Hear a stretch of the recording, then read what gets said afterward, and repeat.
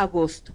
La extorsión es el delito más recurrente en México, a pesar de las estrategias del gobierno, informa el Secretariado del Sistema Nacional de Seguridad. Según el Observatorio Nacional Ciudadano, Francisco Rivas, en mayo se registraron 644 denuncias contra las 565 de abril del 2013. El titular de la OCDE, José Ángel Gurría, asegura que el desempleo entre los jóvenes es uno de los efectos de la crisis económica mundial. Durante un foro en el ITAM, Gurría dice que las cifras del desempleo juvenil en varios países se duplican a las que dan las autoridades de esas naciones, sobre todo latinoamericanas. Los menos preparados son los más afectados, pero aún con diploma, la situación es similar.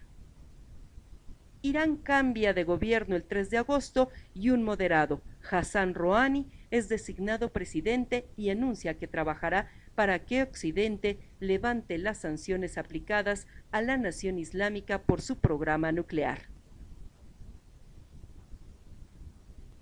Las relaciones de Estados Unidos con Rusia entran en fase de enfriamiento cuando Barack Obama anula una cumbre pactada con Vladimir Putin por la falta de avances en la relación bilateral. El gobierno ruso se dice decepcionado por la decisión que liga al asilo que otorgó al informático estadounidense Edward Snowden, acusado de espionaje por Estados Unidos. El debate sobre la posible legalización de la marihuana en el Distrito Federal crece y el jefe de gobierno, Miguel Ángel Mancera, señala que es necesario escuchar todas las voces a favor y en contra de la despenalización en el consumo del enervante. El 9 de agosto, un tribunal federal otorga un amparo y ordena la libertad del narcotraficante Rafael Caro Quintero tras 28 años de permanecer en la cárcel. El primer tribunal colegiado penal en Jalisco determina que Caro Quintero no debió ser enjuiciado en el fuero federal por el asesinato del agente de la DEA Enrique Camarena Salazar, cometido en febrero de 1985 en Guadalajara.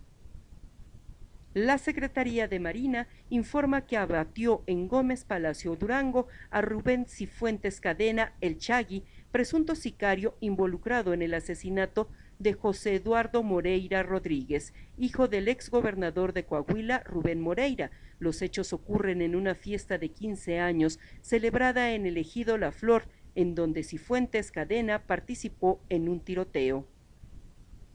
El presidente Enrique Peña Nieto asegura que con las modificaciones a los artículos 27 y 28 de la Constitución, dentro de la reforma energética, no se afecta la propiedad de la nación sobre los recursos energéticos y las familias mexicanas irán sintiendo en sus bolsillos que la economía crecerá. Insiste en que los mexicanos seguirán siendo los dueños del petróleo y que no habrá una privatización discrecional y darle todo a los extranjeros y empresarios. El caso Caro Quintero sigue levantando comentarios y el Procurador General de la República, Jesús Murillo Caram, afirma que la dependencia a su cargo solicitará una revisión al amparo otorgado al narcotraficante. Estados Unidos pide la extradición del delincuente porque es requerido por una corte federal en California por varios delitos, incluido el lavado de dinero. Egipto vive el 14 de agosto su jornada más sangrienta desde el 2011, con el movimiento que derrocó al presidente Hosni Mubarak. La cifra oficial de muertos asciende a por lo menos 600 personas en hechos violentos entre partidarios islamistas y la policía. Se declara estado de emergencia. Al menos 22 personas mueren y más de 300 resultan heridas en el peor atentado dinamitero registrado en Líbano en 3 décadas, en un barrio del sur de Beirut, feudo del Hezbollah chiita, aliado del régimen sirio.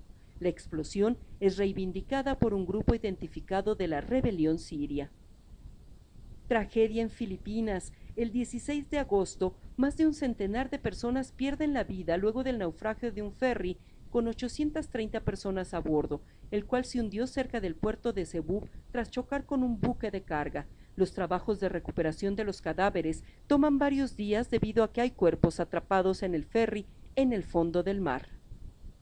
Cuauhtémoc Cárdenas, presenta la iniciativa de reforma energética del PRD, donde se rechazan las modificaciones a los artículos 27 y 28 constitucionales.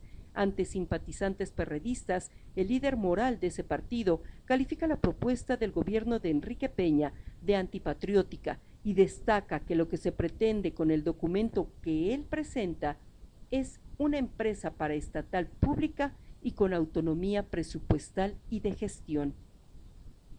El 19 de agosto, profesores de Oaxaca y Guerrero dejan sin clases a más de 1 millón de alumnos y se trasladan hasta la Ciudad de México, ahora en protesta por el avance de las discusiones en el Congreso Federal de la reforma educativa.